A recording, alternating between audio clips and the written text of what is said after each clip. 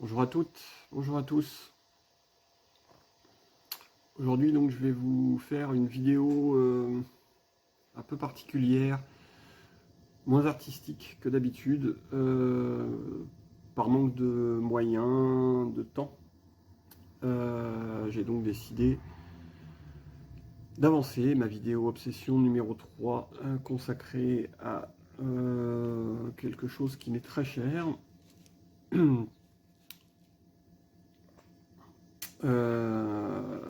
Mais donc ce sera un peu moins artistique, un peu moins fouillé visuellement, va-t-on dire.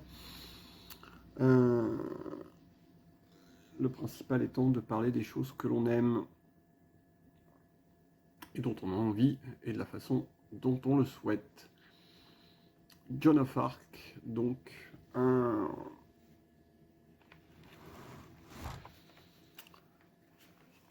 Joan of Arc, c'est probablement l'un des groupes les plus importants de ma vie, ni plus ni moins. Pourquoi? Eh bien tout simplement parce que c'est un choc esthétique gigantesque pour moi, comme j'en ai rarement croisé. Et je vais vous raconter donc une histoire, mais je vais vous la raconter en plusieurs étapes.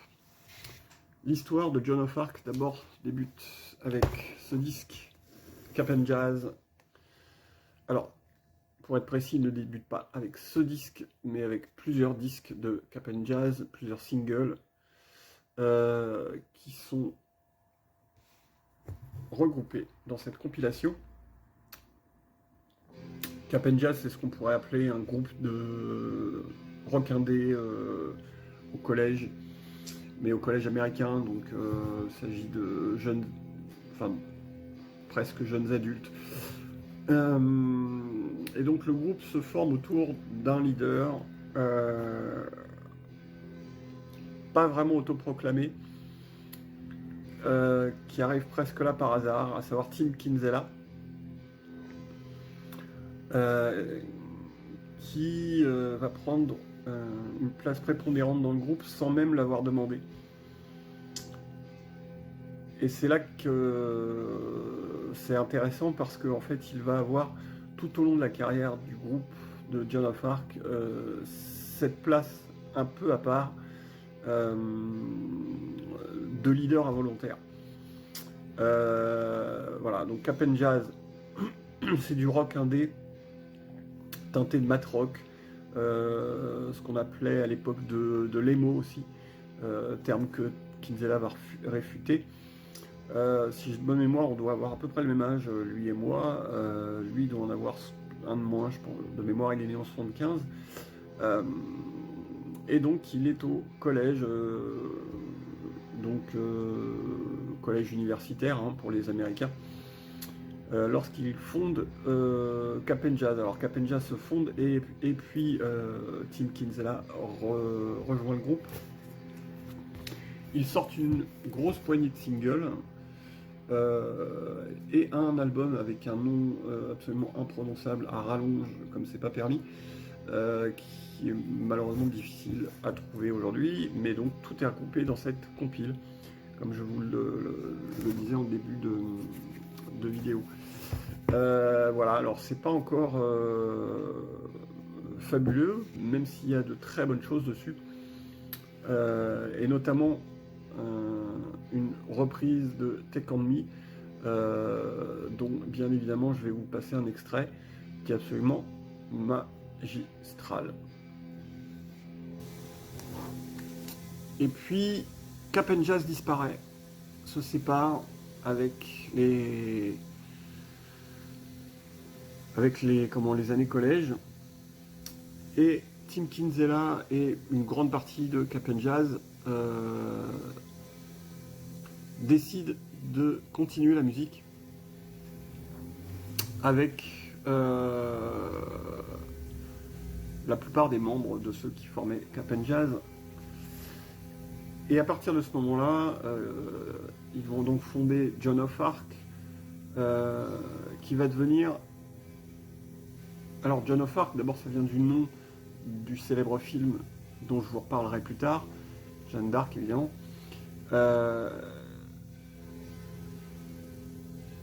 Joan of Arc est dès le début une entité qui tourne autour de Tim Kinsella, mais qui est à géométrie variable tout le temps. Et en général, c'est une géométrie qui varie par période de 2 albums. Alors je vais évidemment pas pouvoir vous montrer tous les albums. L'histoire de Joan of Arc n'est pas assez rocambolesque pour vous en parler d'album en album. C'est un petit groupe indé qui n'intéresse pas grand monde, il faut bien le dire, au travers de la France, n'en parlons pas, mais même au travers du monde, voire des États-Unis. C'est un groupe qui a toujours tiré ses albums à 500 exemplaires, à tout casser. C'est quand même pas un groupe qui rassemble au sens propre du terme, loin s'en faut. Et donc ils sortent coup sur coup 2 albums absolument fabuleux. A Portable Model of et How Memory Works. Voilà, 2 albums fabuleux. Et d'entrée de jeu, plusieurs choses. D'abord, le mélange étonnant du rock indé pure souche avec les expérimentations électroniques, les expérimentations de manière beaucoup plus large, dans le sens beaucoup plus large du terme, les expérimentations au sens beaucoup plus large du terme, et puis de la folk, mais folk indé bien barré, du mat rock, mais le mat rock il est là uniquement par petites touches, et surtout un personnage clairement iconoclaste, à savoir Tim Kinsella, qui a plusieurs particularités. D'abord, il entame les enregistrements de ce disque, de ces albums-là, sans quasiment avoir joué de guitare véritablement de sa vie, ce qui va lui donner une technique de guitare assez particulière. Il est très difficile de suivre les grilles harmoniques de Tim Kinsella, et puis d'autre part, il chante de manière systématique à côté de la grille harmonique imposée par la musique. Alors, dit comme ça, c'est assez particulier, ça peut paraître même improbable, voire étrange, ça l'est. Et de fait, on a toujours l'impression que Tim Kinsella sonne faux, chante faux. Or, ce n'est pas le cas, il chante juste, mais de la façon dont lui le souhaite. C'est tout à fait singulier comme type de chant. Et c'est probablement ce qui me plaît le plus dans la musique de Joan of Arc. Voilà. Ensuite, vont suivre plusieurs albums. Alors comme je vous le disais, ils vont souvent faire 2 albums, 3 à la rigueur, à peu près dans le même genre, puis passer à autre chose. Donc là, avec ces 2 albums-là, ils vont sceller un style, notamment dans la voix, comme je vous le disais, et puis ils vont passer à quelque chose de différent.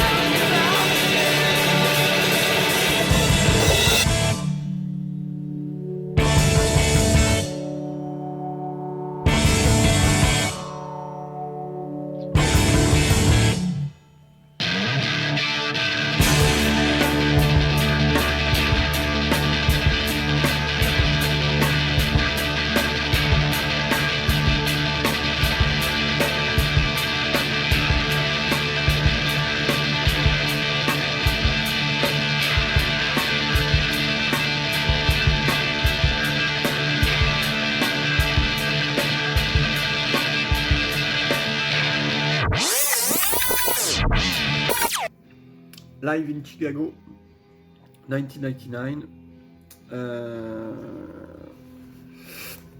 Un des albums les plus faciles d'accès probablement. Peut-être un des moins aimés, je ne sais pas. Moi, je les aime tous, alors c'est un peu compliqué.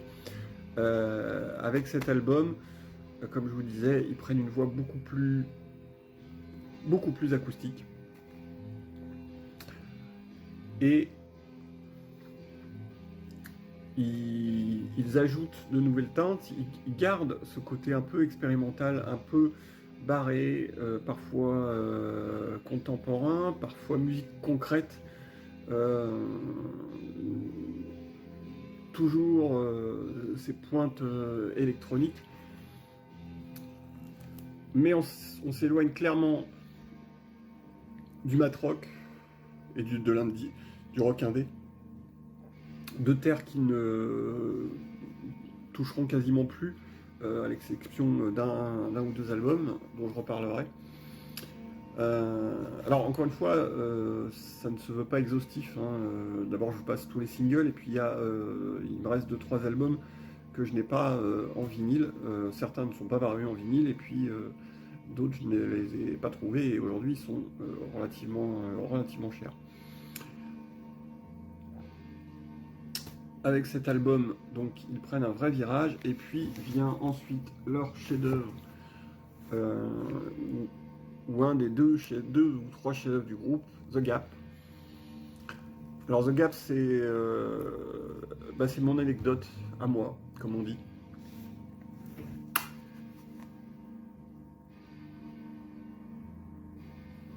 Alors l'avantage de la version CD, qu'on n'a pas en vinyle, malheureusement, c'est que elle possède une pochette alternative. Donc voici les images qu'on peut donc choisir. Bon, alors après c'est un avantage très limité. Hein, voilà. Et donc pour l'anecdote, j'essaie de faire très court. Un jour, je me rendais chez le disquaire. Pardon. À l'époque, ce n'était pas encore le souffle continu.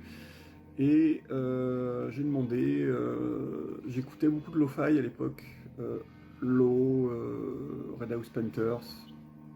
Voilà, j'étais dans cette mouvance et j'ai demandé au vendeur, parce qu'il me restait un petit peu d'argent, si il avait un autre disque à me conseiller dans le genre. Et il m'a tendu ce disque qui, croyez-moi, n'a rien à voir avec le slowcore. Mais ça a été une telle claque en fait que c'est difficile à expliquer, mais j'ai adoré tout de suite.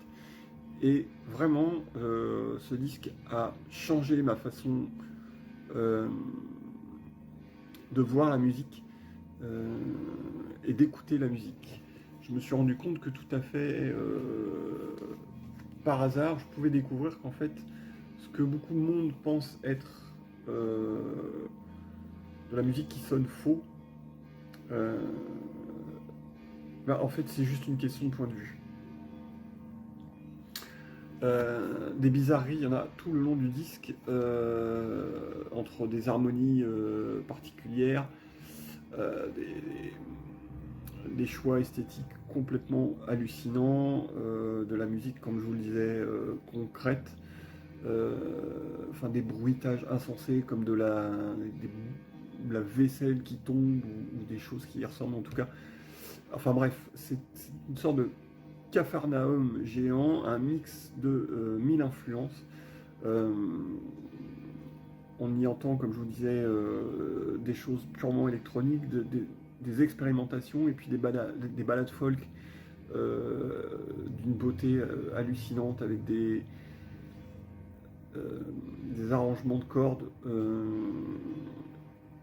aussi dérangeants que magnifiques, des chœurs qui rappellent les Pastels pour ceux qui ont connu dans les années 90, bref, tout un tas de choses qui ont fait que ce disque a très très durablement marqué mon existence, au point que à partir de ce jour je me suis mis à découvrir et collecter tout ce que je pouvais collecter sur Joan of Arc. P.S. Please be my salvation. You with the few, too little teeth, tooth or too few. Outline my body, mimic my lips. The only thing we've in common is none of them can tell the difference between us. Be my patron saint, sleeping in beside me.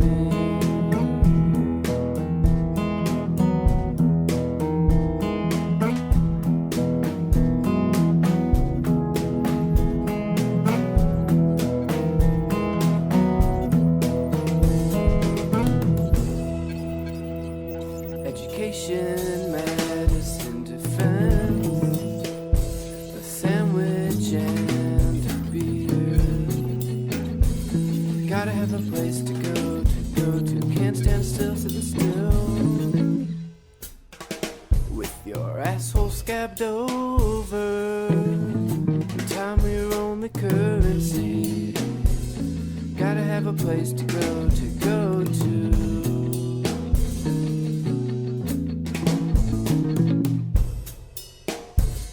Be my patron saint, sleeping in beside me.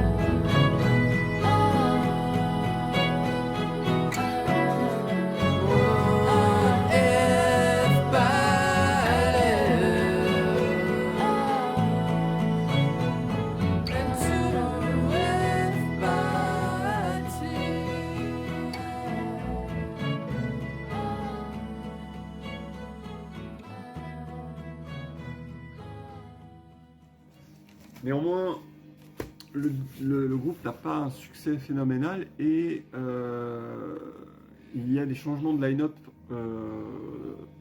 constants, ce qui finit par créer des tensions. Bref, c'est un petit peu le bazar. Donc, à un moment donné, le groupe s'arrête et certains de ses membres forment un groupe qui s'appelle Owls. Alors là, j'ai pas le premier exemplaire, enfin le premier album en main, je l'ai en CD. Ça, c'est le deuxième album. Donc, Owls est une formation un petit peu hybride, dans laquelle on retrouve le batteur originel de Joan of Arc et de Cap'n Jazz, et beaucoup de membres de Cap'n Jazz et de Joan of Arc. Il faut savoir que Tim Kinsella et donc Joan of Arc, c'est quand même une grande famille. Il y a Mike Kinsella, le batteur, qui vient régulièrement jouer au sein de Joan of Arc ou apparaître tout simplement dans des clips, etc. Et qui est donc le frère de Tim Kinsella. Nate Kinsella, qui est le cousin de Tim Kinsella, vient lui également faire pas mal d'apparitions. Les amis de l'époque sont restés les amis d'aujourd'hui, donc tout ce beau monde se croise en fait en permanence. Voilà, donc ça c'est pas ultra essentiel, mais au moins il y a des bonnes choses, et puis vous voyez, ça ne manque pas d'humour. Vous pouvez reconnaître l'un des frères Gallagher. Et puis l'aventure Halls donc va donner lieu à un album, plus tard un second, mais plus pour une sorte de réunion, et puis à nouveau un changement et de line-up et de style, avec un album plus difficile à aborder, So Much Staying Alive and Loveliness. Alors encore une fois, je ne vous présente pas tous les albums, parce que en plus ils ont une discographie assez importante. Avec cet album-là, Tim Kinsella prend à nouveau une direction différente. Il rend les choses encore plus difficiles d'écoute. Alors c'est pas de la noise, c'est pas quelque chose d'intolérable, c'est pas quelque chose de difficile comme le free jazz par exemple. C'est assez indéfinissable. Il y a quelque chose de l'ordre du mal-être quand on écoute la musique de Joan of Arc et les accords utilisés. Quelque chose de tellement inhabituel dans l'utilisation des grilles harmoniques que ça a tendance à désarçonner un petit peu, et c'est souvent ce qui effraie les gens à propos de Joan of Arc. Et encore une fois, il y a cette voix de Tim Kinsella particulièrement singulière.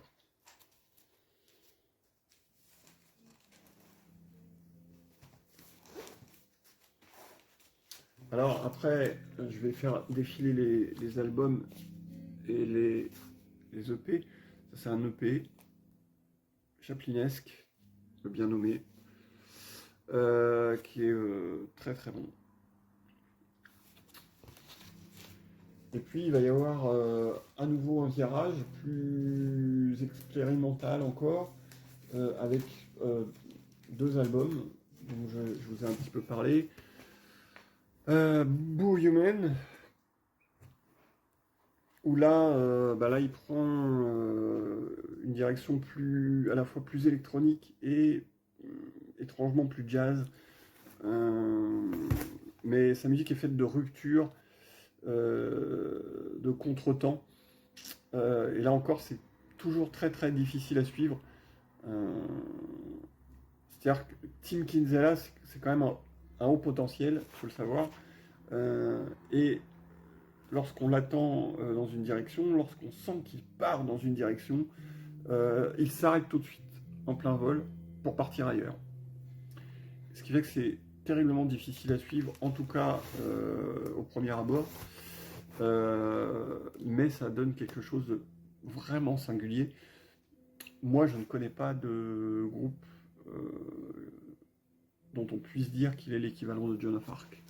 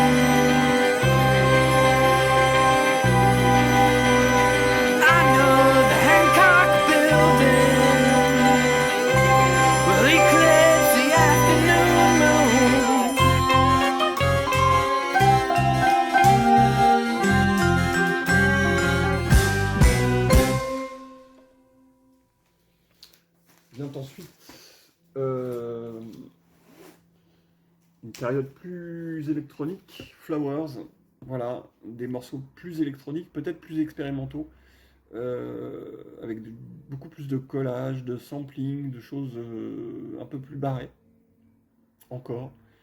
Euh, et à la fois d'assez évident, moi ça, c'est un album que j'adore, celui-ci, Flowers, euh, parce que on croirait que ça flirte avec la difficulté supplémentaire, et en fait non, c'est assez fluide. Alors je ne sais pas si les disques me sont rendus fluides avec l'habitude, et plus rien, moi, ne me perturbe chez Joan of Arc. Au contraire, tout me plaît.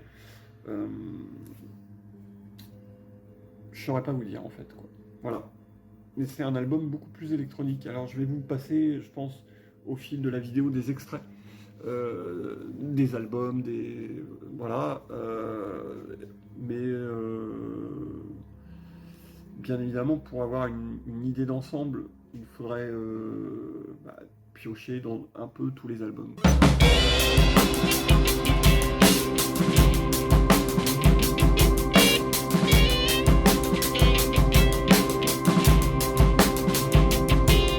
We stayed up late to solve your inward game. But as funny as I've ever been is as funny as I'll ever be. Your continuity unravels tooth by tooth. Your continuity unravels tooth by tooth.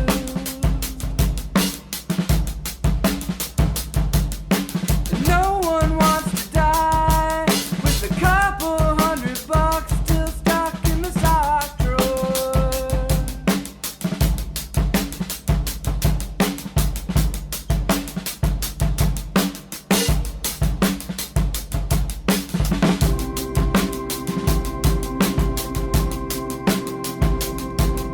You traveled nights on a peacock saddleback, but all your baggage was revealed in a thunder crash. Your continuity unravels tooth by tooth. Your continuity unravels tooth by tooth. And no one wants to die with a couple $100 still stuck in the sock drawer. To snuggle up next to your name to keep you warm. Just snuggle up next to your name to keep you warm. Keep you warm.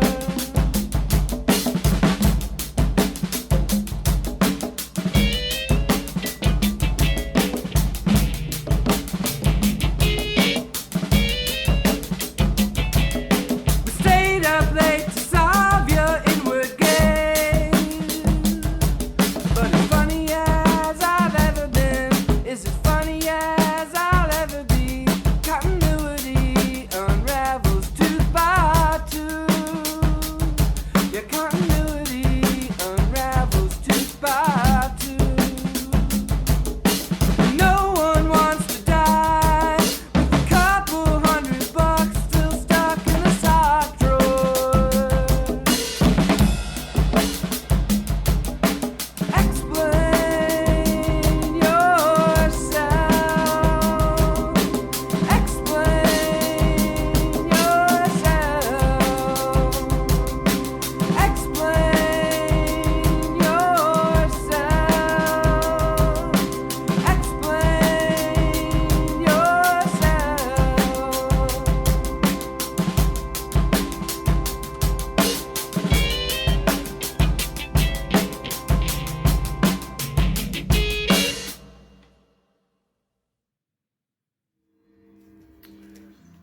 Euh,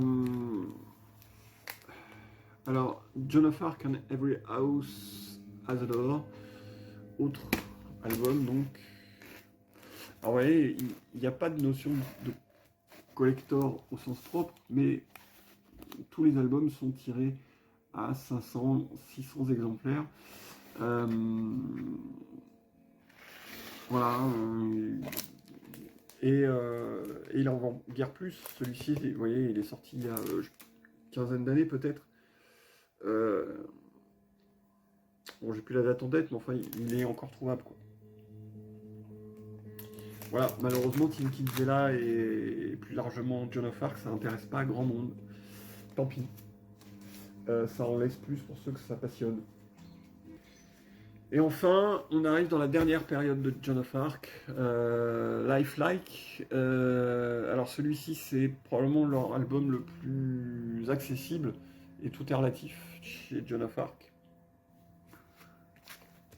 Allez, j'en sors un, parce que, quand même...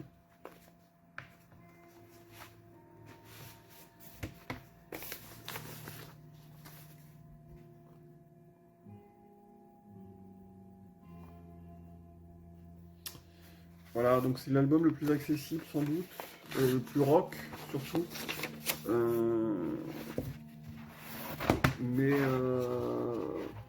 il n'empêche que Joan of Arc continue à faire du Joan of Arc, quoi. Il n'y a rien à foutre, il ne sait pas faire autrement. Il ne peut pas faire autrement. Il a une telle patte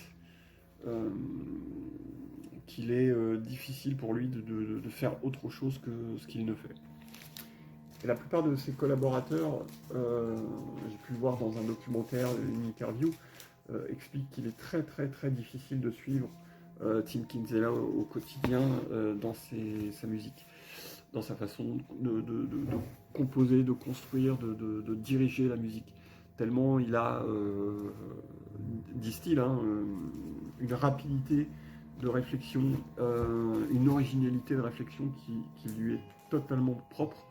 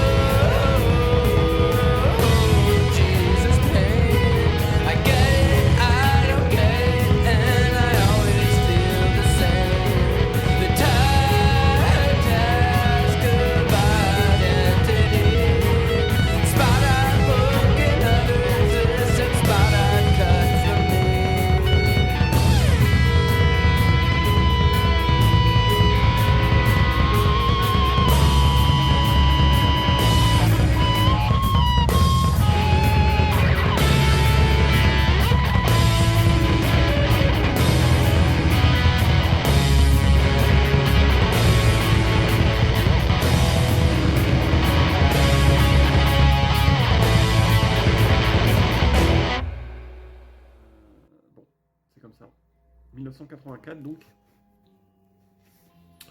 Voilà, ce sont les derniers albums en date. Enfin, voilà, là on arrive sur la fin des documents, des disques. Celui-ci c'est un live. Il y a un deuxième live que j'ai mais qui est sorti uniquement en CD. Voilà, encore une fois, j'essaie de faire court parce que sinon la vidéo va durer des plombes. Et voici donc le dernier album. Alors, non pas le dernier album en date, mais le dernier album tout court, puisque Tim Kinsella, pour mon plus grand malheur, je ne vous le cache pas, a annoncé l'arrêt des festivités. Au bout de 30 ans de carrière, Joan of Arc, c'est terminé. Voilà. Je ne vous le cache pas, ça a provoqué chez moi un émoi assez intense et surtout un émoi que je n'avais jamais éprouvé auparavant à l'annonce d'un split quelconque. Alors ce dernier album, en 2 mots, regroupe à peu près tout Joan of Arc, dans le sens où on y entend tout ce que Tim Kinsella sait faire entre l'expérimentation, la pop, la folk, le rock, le mat rock, la musique électronique. Bref, c'est une sorte de synthèse de la musique de Joan of Arc et de Tim Kinsella. À côté de ça, il y a des projets, il y a eu des projets parallèles. Tim Kinsella a sorti beaucoup d'albums solo, enfin beaucoup. Il a sorti quelques albums solo. Celui-ci en fait partie. Figure à l'intérieur de cet album Angel Olsen avant qu'elle accède à une certaine notoriété. Et puis Tim Kinsella, c'est de nombreux projets parallèles. Ça, c'est une compile qui regroupe beaucoup de ses projets. On peut y retrouver donc, pour les plus connus, Disappear, The Carol Gang,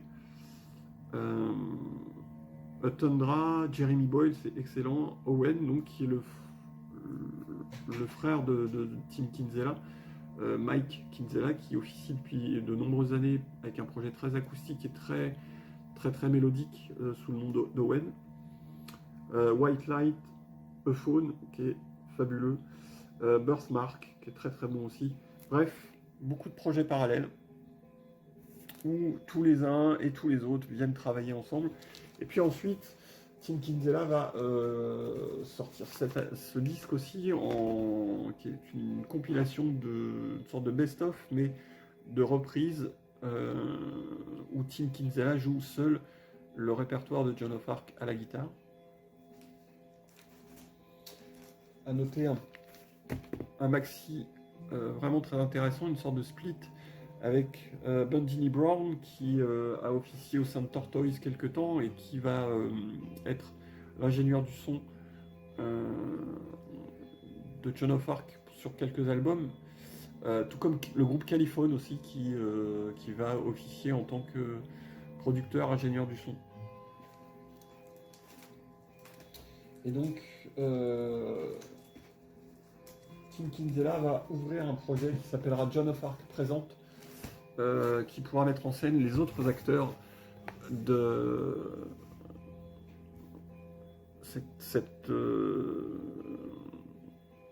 ce groupe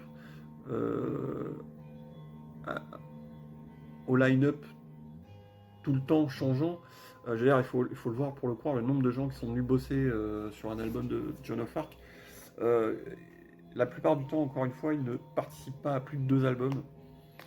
Non pas que ça se passe mal sur le plan humain, mais c'est de l'aveu de tous, en fait, c'est très difficile de suivre Tim Kinsella qui a 1000 idées à la minute et les autres, tout simplement, ne parviennent pas à suivre. Voilà, et donc Tim Kinsella va créer le projet Joan of Arc Présente, où là, il donne les clés parfois des albums à tous ses anciens collaborateurs, et puis il ouvre au sens plus large sur des choses beaucoup plus expérimentales. J'en veux pour preuve donc ce disque par exemple, qui est une sorte de succession de collages, qui est excellent, qui est très difficile à trouver. cet album, qui est un album de musique qu'on pourrait une sorte de free noise très expérimental, qui a un pendant orchestral, et ça c'est absolument génial. Donc il y a un orchestre qui est venu rejouer ce disque. Malheureusement, il n'existe pas en support physique, il n'existe qu'en numérique. C'est bien dommage parce que c'est un album tout à fait remarquable. Voilà, ça c'est excellent au browser. C'est 1 heure de musique XP. Et puis, leur chef-d'œuvre absolu, sous la forme Joan of Arc présente. Voilà, là où on en vient. Donc ce disque a été créé pour le fameux Joan of Arc, tout simplement. Où on pouvait retrouver notamment notre cher Antonin Artaud. C'est un disque qui présente une pièce d'1 heure qui a été jouée en live. Donc vous avez pu entendre une grande partie en fond sonore, et qui est probablement le disque le plus expérimental du groupe. Donc c'est donné avec un petit livret.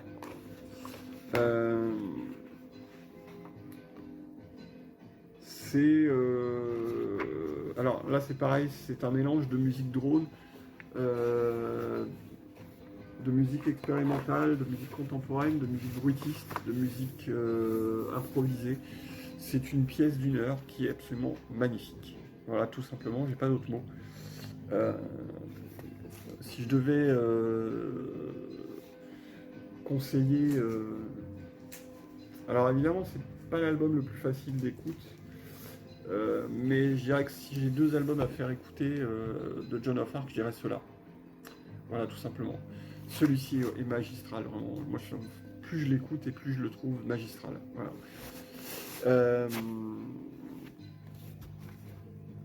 Donc c'est un album qui, là aussi, qui est très difficile à trouver de nos jours. Quand c'est sorti à l'époque, c'était pas très à la mode, les splits, les machins, les splatters, les bidules.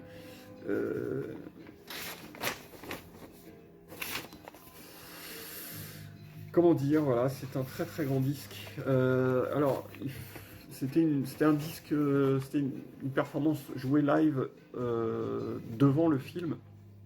Donc ils ont mis en musique le film, et donc les séances proposaient de regarder le film tout en ayant la musique de Joan of Arc jouée en live. Alors moi j'ai évidemment pas pu regarder, assister à une séance. En revanche, j'ai pu regarder à l'époque où c'était proposé sur YouTube un montage où le film était mis en parallèle avec la musique, et de fait ça fonctionne très très bien. Voilà. C'était l'histoire de Joan of Arc, et au travers de cette histoire, sans en avoir l'air, je viens de vous raconter une très grande partie de la mienne, et une partie très importante. Voilà.